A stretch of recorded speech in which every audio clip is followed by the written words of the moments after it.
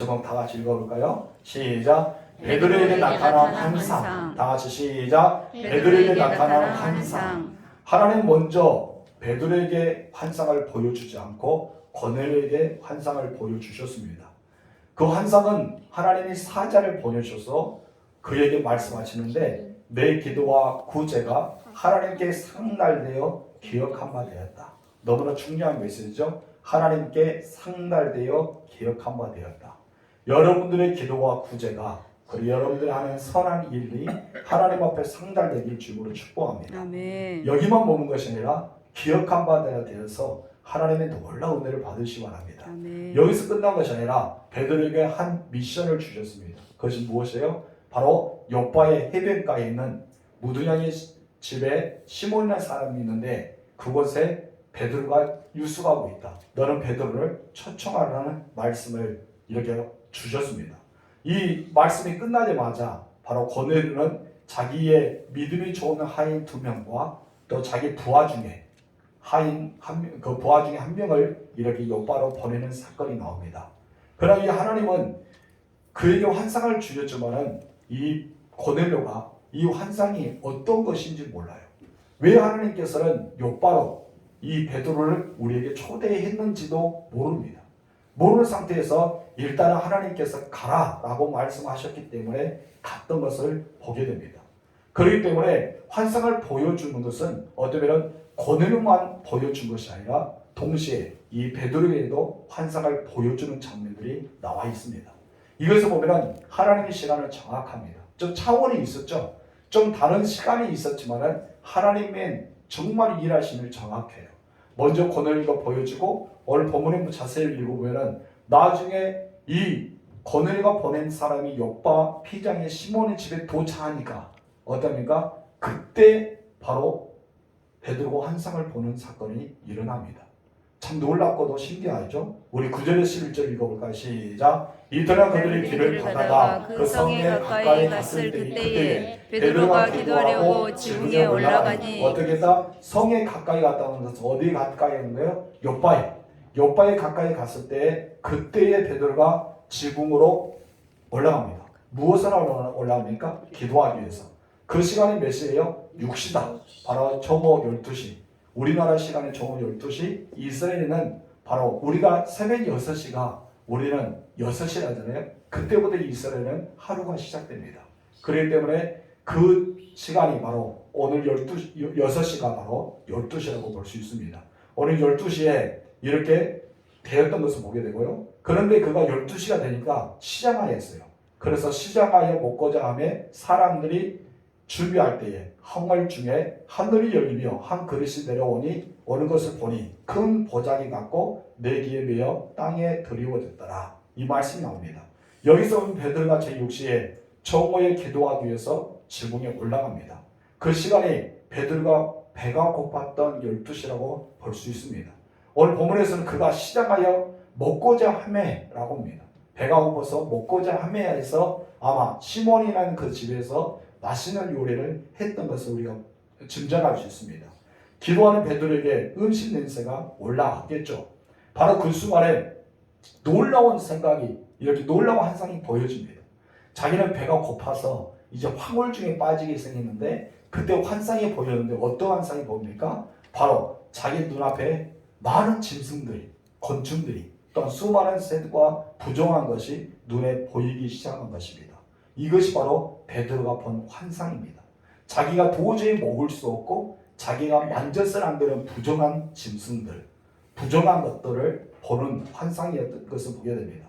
우리가 이 환상을 보기 전에 이 말씀에 대해서 다시 한번 짚어서 함께 배울 말씀이 있습니다. 우리 첫 번째 다 같이 읽읍시다. 시작. 기도하는 사람에게는 역사가 일어난다. 기도하는 사람은 어떻게 한다? 역사가 일어난다. 하나님은 당신의 뜻을 계시할 때는 반드시 기도할 중에 당신의 뜻을 말합니다. 여러분 히스기야도 그랬고요. 또한 다니엘도 그랬잖아요. 늘 기도하는 사람에게는 하나님 그 뜻을 말해줄 때가 있습니다. 그래서 기도 중에 우리는 하나님의 뜻을 많이 발견할 때도 있고 말씀을 듣는 중에 하나님의 뜻을 발견할 때가 있습니다. 베드로는 기도하는 그 시간에 하나님이 나타나셨어요. 그리고 베드로에게 하나님께서 놀라운 말씀을 하나하나씩 주시기 시작합니다. 근데 여러분 그것은 베드로가 받아들이지 못할 정도로 여러분 거절할 수밖에 없는 그런 것들을 보여주기 시작한 내용이 바로 오늘 본문에 나와 있습니다. 여러분 베드로를 생각할 때 어떤 생각이 듭니까? 베드로는 예수님의 수제자 중에 수제자이고 12명의 대표 중에 한 사람이었고 베드로는 성질이 굉장히 급한 사람이었다. 베드로는 어부였다. 베드로는 예수님을 3번이나 부인했던 사람이다. 여러분 이런 말씀 많이 있잖아요. 그럼 베드로는 예수님이 잡혀가는 그때에 칼을 빼어서 말고의 길을 자르는 사람이었다. 우리는 그렇게 생각합니다. 그 여러분 베드로가 어떤 생각입니까? 베드로는 정말 중요한 역할을 많이 했던 사람 중에 한 사람입니다. 베드로는요 늘 기도 가운데 살아갔고요 늘 기적과 능력을 행하는 사람이었습니다. 설교도 잘해요. 설교가 잘하니까 설교를 듣고 몇 명이 주교로 돌아옵니까? 3,000명이 주교로 돌아오는 엄청난 설교가였습니다. 근데 여러분 바울은요 그렇게 능력이 있었지만 설교가는 아니었어요. 많은 사람이 복음을 증거했지만 바울이 설교할 때 여러분 창가에 앉았던 사람이 떨어질 정도로 그렇게 설교를 못했다는 신학적인 용어가 있는데 그걸 모르는 거예요. 자세하고 우리가 보지 못하기 때문에 그런 아무튼 이 베드로는 굉장히 설교에 능한 사람이라고 할 수 있습니다. 엄청 대단한 사람이잖아요. 여러분 어떻게 보면 3장에 보면은 베드로가 성전 미문으로 올라갈 때 한 번도 걸어보지 못했던 사람을 예수님으로 걷게 하는 그런 주인공 중에 한 사람이었습니다. 여러분 중풍병자 에미야를 고쳤고 죽은 다미다를 살렸던 사람입니다. 이것을 보면 정말 베드로는 놀라운 능력을 가졌어요. 물론 하나님이 하셨지만 베드로를 통해서 일하셨기 때문에 베드로는 정말 위대한 사람 중에 한 사람이었습니다. 그럼 우리가 알아야 될 사실은 베드로가 이렇게 능력이 있는 사람이 될 수 있었던 것은 다 한 가지 조건이 있었다는 것입니다. 그것이 무엇일까요? 바로 기도입니다. 그가 기도의 사람이 되었다는 것입니다. 아멘. 모두가 기도의 역사를 통해서 이루어졌기 때문입니다. 예수님이 변화산에서 기도하다가 이제 기도를 마치고 변화산에서 내려오죠. 그때 9명의 제자들과 바리새인과 주변의 사람들이 서로 간에 다툼이 일어납니다. 변론하기 시작합니다. 그 변론을 자세히 들어보니까 어떤 아버지가 귀신 들린 아들을 데려왔어요. 그래서 이 아들을 데려와서 예수님의 제자 9명에게 나의 아들을 고쳐달라, 귀신을 내쫓아달라고 부탁했어요. 그런데 여러분 9명의 제자가 능히 이 귀신을 쫓아내지 못했습니다. 그렇기 때문에 서로 간에 바리새인과 함께 주변의 사람들과 변론하기 시작합니다. 그때 누가 오십니까? 예수님이 오십니다. 예수는 정말 정확한 시간에, 정말 우리가 힘들고 어려운 순간에, 그런 나에게 위기라는 것을 벗어나기 위해서 예수님 올 때가 많습니다. 그래서 예수님이 들어보니까 아무것도 아닌 거예요. 귀신 들린 아들을 고쳐달라는 것입니다. 근데 이제는 그 아버지가 예수님께 와서 할 수만 있거든 고쳐달라 하잖아요. 근데 예수님께서 유명한 말씀합니다. 할 수 있거든 무슨 말이냐? 믿는 자에게는 능히 하지 못한 일이 없다. 그 말씀을 하시면서 이 아버지가 간절한 마음으로 내가 믿습니다. 나의 믿음 없는 것을 용서하시고 믿음을 주세요. 그런 고백을 합니다. 그런데 예수님께서 그 아이에게서 귀신이 떠나게 합니다. 귀신을 꾸짖었다고 말씀하죠. 꾸짖습니다. 그리고 그 아이에게서 떠나게 합니다. 그런데 여러분 거품을 입고 격렬히 있게 쓰러졌던 아이가 죽었다고 사람이 생각했는데 여러분 나중에 어떻습니까? 살아나서 그 아버지 품에 안기게 됩니다. 나중에 이 제자들이 예수님께 물어봅니다. 우리는 어찌하여 귀신을 쫓아내지 못하나이까? 우리는 왜 귀신을 쫓아내지 못했어요? 그것을 물어봅니다. 그런데 예수님께서 굉장히 중요한 말씀을 던집니다. 마가복음 볼까요? 9장 29절 시작. 기도에 다른 것으로는 이런 종류가 나갈 수 없느니라. 여러분 베드로는 이 사실을 알았어요. 기도에는 아무것도 아니다. 바로 우리가 할 수 있는 것은 기도다. 아멘. 기도만이 살 길이고 기도만의 능력이고 아멘. 기도만의 역사가 일어난다. 아멘. 이것을 그때 알았던 것이죠. 그런데 베드로는 가장 최우선을 기도로 삼았습니다. 여러분들 신앙생활 중에서 가장 최우선이 무엇입니까? 여러분 많은 사람들은 가장 최우선을 따로 정할 때가 있습니다. 그러나 저는 여러분들 최우선이 기도가 되었으면 좋겠습니다. 아멘. 기도를 가리켜 신학적 용어는 영적인 호흡이다, 하나님과 교제다, 하나님과의 깊은 만남이다, 친교다, 수많은 이야기들이 있습니다. 기도는 정말 우리에게 꼭 필요한 것들이라고 볼 수가 있습니다. 여러분 베드로 보십시오. 조금 전에 이야기했던 것처럼 사도행 3장에서도 기도하러 가다가 한 번도 그치 못한 사람을 고쳤지 않습니까? 여러분 오늘 본문에서도 베드로는 기도한 가운데 정오가 되어 하나님 앞에 나아갑니다. 그런 가운데 기도한 가운데 어떻습니까? 하나님의 음성을 듣는 역사가 일어나게 됩니다. 다니엘도 그렇죠. 여러분 베드로도 정한 시간에 기도하러 꼭 올라갔던 사람 중에 한 사람입니다. 예수님도 많은 기적을 행하셨어요. 그리고 많은 능력도 행하셨습니다.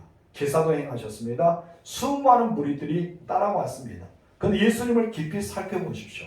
예수님을 자세히 살펴보면 예수님 모든 사역을 끝난 뒤에 따로 혼자 하시는 일이 있었어요.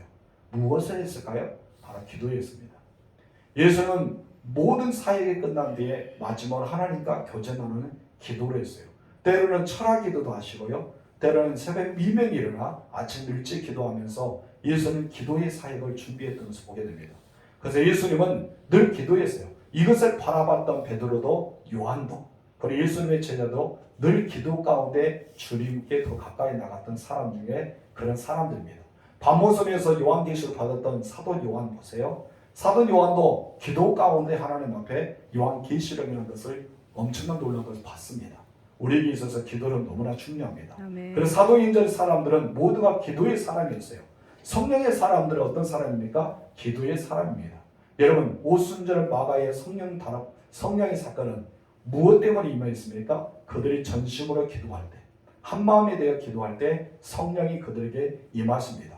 그러다가 이제 베드로와 요한이 잡혀서 굉장히 곤욕을 치르죠. 그래서 이제 너는 예수님을 다시 말하지 마라 하면서 엇박하면서 풀어줍니다. 그곳에 모였던 다락방에 모인 사람들이 다시 한번 이 일에 대해서 하나님께 고백하면서 기도하기 시작합니다. 우리가 담대히 하나님 말씀을 증거하세요 해달라고 기도할 때 하나님의 성령의 역사가 뜨겁게 그곳에 임하는 역사가 일어나게 됩니다. 이 모든 거 보면은 기도밖에 없었습니다. 여러분 저는 여러분들이 기도의 사람이 되었으면 너무나 좋겠습니다. 아멘. 신앙의 성공과 실패는 다른 것이 있는 것이 아닙니다. 기도입니다.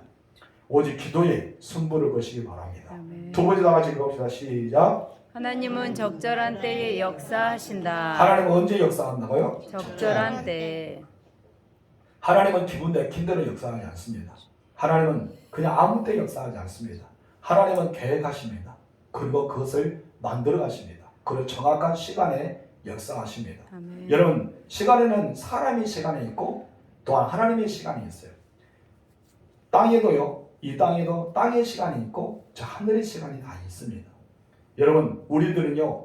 하나님의 시간에 맞추지 않고 나의 시간에 초점을 맞춰서 기도 응답도 나의 시간에 해달라고 고백합니다. 하나님 내가 급해요. 나의 시간에 해달라고 끊임없이 이야기하죠. 근데 하나님께서 무엇이랍니까? 아니다. 아직 때는 아니야. 좀 기다려봐. 좀 기다려봐. 근데 우리는 다급합니다. 너무나 다급해서 벌써 우리는 절망해버립니다. 하나님은 기도에 응답을 하지 않아. 하나님은 나를 잊으셨나 봐. 나의 기도는 들어주지 않아. 하면서 우리는 포기할 때 많습니다. 하나님 무엇이라고요? 내가 기도는 들어주겠지만은 지금 현재는 아니야. 더디게 이렇게 말할 때가 있다는 것이죠. 왜 그럴까요? 하나님의 때와 하나님의 시간이 아직 아니기 때문입니다. 우리가 하나님의 시간과 하나님의 때를 분별할 수 있는 삶이 되어야 줄 믿습니다. 아멘. 그래도 우리의 기도가 가장 아름답게 응답받지 않을까요? 우리는 기도의 사람의 감정거리는 많이 듣습니다. 그 수많은 사람들의 기도를 통해 응답받았다는 내용이 수없이 나옵니다. 그런데 여러분 이 모두가 다 하나같이 동일하게 말하는 것은 하나님이 하셨는데 그때에 맞춰 정말 정확하게 하셨다고 말씀하고 있습니다. 이것처럼 우리가 기도해야 될 사람으로서 우리는 기도의 때를 분별할 때 하나님의 때를 분별할 수 있는 능력자가 될 줄 믿습니다. 아멘. 오늘 본문에서 고넬과 보낸 사람들이 욥바의 성에 가까이 왔습니다. 그때랍니다. 이 그때는 무엇이에요? 하나님의 시간이죠. 이 사람들이 왔긴 왔는데 하나님께서 그 사람이 온 뒤에 베드로와 환상을 보여줄 수도 있었어요. 아니면은 고넬과 환상을 볼 때 동시에 보여줄 수가 있었습니다. 그런 여러분, 우리가 다음 주도 이야기하겠지만은 고넬과 왜 하나님께서 베드로를 초청했는지 그 이유를 모릅니다. 또한 이 베드로도 나중에 우리가 보겠지만은 고넬료가 왜 나를 부르고 있는지, 하나님이 나를 왜 고넬료에게 가라 하셨는지 아무도 모릅니다. 여러분 베드로와 고넬료가 만났어요? 만났음에도 불구하고 내가 왜 너희에게 왔는지 설명하라 라고 말합니다. 그런데 여러분, 고넬료가 무엇이 합니까? 하나님이 당신을 부르라 했기에 우리를 불렀을 뿐이다, 그렇게 말합니다. 한마디로 베드로가 왜 고넬료 집에 갔는지도 모르고, 고넬료는 왜 베드로를 예수님께서, 하나님께서 초대해라 했는지도 모르는 상황이에요. 근데 여러분, 하나님은요, 그 만남 속에 일하는 장면이 나옵니다. 바로 이스라엘만 구원의 복음이 아니라 이방인들까지도 복음이 열어주는 하나님의 놀라운 축복이 그것에 있었기 때문입니다. 여러분, 이것이 우연일까요? 우연이 아니라는 것입니다. 그때라는 것은 하나님의 시간을 가리킵니다. 하나님은 그때에 정말 절묘하게 베드로의 기도의 시간을 이용하신 것을 보게 됩니다. 우연이 아니죠. 하나님의 계획하신 중에 하나였던 것입니다. 하나님은 고넬료에게 한 쌍을 주셨다면 베드로가 얼마나 당황했었겠습니까? 그리고 베드로에만 한 쌍을 주셨다면 고넬료가 또한 당했을 것입니다. 여러분, 여기에서 우리가 중요한 것은, 여러분, 고넬료만 환상을 준 것이 아니라 베드로도 환상을 주었다는 것입니다. 이것을 가리켜 동시에 환상이라고 말합니다. 여러분을 통해 하나님이 일하신다며 다른 사람을 통해서도 감동을 주신다는 것을 우리는 보게 됩니다. 여러분 생각해 보세요. 베드로가 아무 예고 없이 고넬료가 딱 찾아갔어요. 그럼 고넬료가 무엇을 할까요? 당신 왜 왔냐고, 왜 왔어요? 물어볼 거 아니에요. 여러분, 베드로가 환상을 보이지 않고 고넬료가 보낸 사람이 왔다면 무엇을 했을까요? 가이사에 가야 된다. 우리 주인은 의로운 사람이요, 또 기도하는 사람이요, 하나님 경외하게 생겼기 때문에 당신을 초대했습니다 라고 베드로가 물어본다면 베드로가 무엇을 할까요? 그래, 좋습니다, 네 가겠습니다 라고 할까요? 환상을 보여주지 않았으면 거절했을 겁니다. 왜요? 이방인들을 상종하면 안 됩니다. 이방인들과 같은 집에 있어도 안 됩니다. 이방인들과 함께 대화를 나눠서도 안 된 것이 바로 율법에 금지되었기 때문입니다. 이방인들은 부정스럽다고 생각합니다. 그렇기 때문에 철저하게 이것을 규정하고 있었던 것을 보게 됩니다. 그렇기 때문에 가이사로 간다는 것은 도저히 있을 수가 없는 거예요. 만약에 베드로가 환상이 보여주지 않았다면 가지 않을 겁니다. 근데 하나님은 그때에 고넬료가 먼저 환상을 보고 나중에는 이 고넬료가 보낸 사람들이 성에 도착할 그쯤에 바로 베드로가 환상을 봅니다. 오늘 본문에 여러분께서 읽어보았던 것처럼 놀라운 장면이 또 하나 나옵니다. 언제 이 베드로 환상이 그치게 됩니까? 바로 고넬료가 보낸 사람이 베드로가 유숙한 집에 도착했을 때 환상은 끝납니다. 엄청나지 않아요? 여러분, 소름 안 끼칩니까? 하나님 엄청난 거예요. 성에 도착해 있다 환상이 보였잖아요.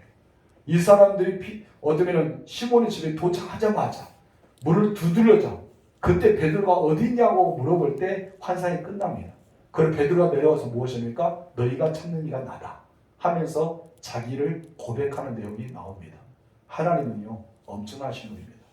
여러분 생각하신 만큼 그런 하나님은 대충 하시지 않습니다. 하나님은 정확하십니다. 그리고 계획하십니다. 그리고 일하십니다. 하나님은 놀랍게 역사하십니다. 여러분, 하나님은요, 고넬료에게도 환상을 주셨지만은 베드로에게도 환상을 주셨습니다. 이것을 가리켜 이런 말을 있습니다. 더블 체킹이라는 말이 있는데, 이것은 양쪽이 동시에 확인할 수 있다. 동전처럼. 여러분, 500원짜리 동전 앞에는 뭐가 있습니까? 학이 그려졌죠. 근데 여러분, 학을 보아도 동전이 500원인지 압니다. 그렇죠? 학을 보면서 이것이 500원인지 모르는 사람이 있어요? 알죠? 뒷면을 돌아보면 뭐가 써있습니까? 숫자 500이 써있습니다. 숫자 500이 써도 이건 500원입니다. 앞에 보아도 500원, 뒤에 봐도 500원.